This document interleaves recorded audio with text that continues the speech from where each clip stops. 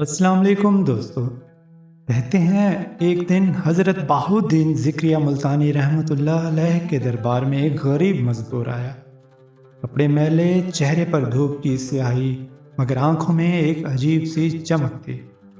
अस्सलाम वालेकुम किया और बोला, हजरत, मेरे पास माल नहीं, सोना नहीं, इल्म नहीं, पर दिल चाहता है कि मैं भी अल्लाह का दुष्ट बन जाऊं।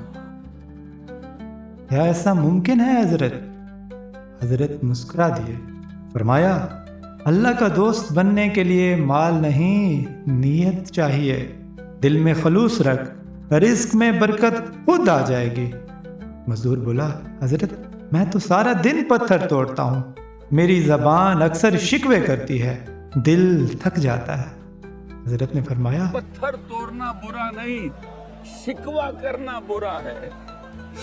जो अपने आमाल में अल्लाह को शामिल कर ले वो मजदूर नहीं, वो वली बन जाता है। और हजरत ने अपने हुजरे से एक मुट्ठी मिट्टी उठाई और फरमाया, ये मट्टी रिज्क बन जाती है अगर दिल पाक हो, और सोना भी बेकार है अगर नीयत खराब हो। कहते हैं वो मजदूर रोता हुआ चला गया।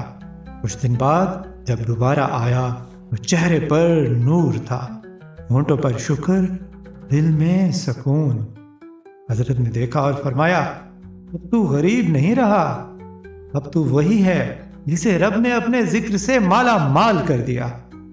दोस्तों, यही है तसव्वुफ, ना दुनिया का इनकार, ना फक्र का फखर, बस दिल को अल्लाह के जिक्र से भर लेना। जो दिल सच्चा हो वही दरवेश का खजाना है, और जो ज़बान शिकवा छोड़ दे वो खुद कलंदर बन जाता है। जज़ाकल्लाह।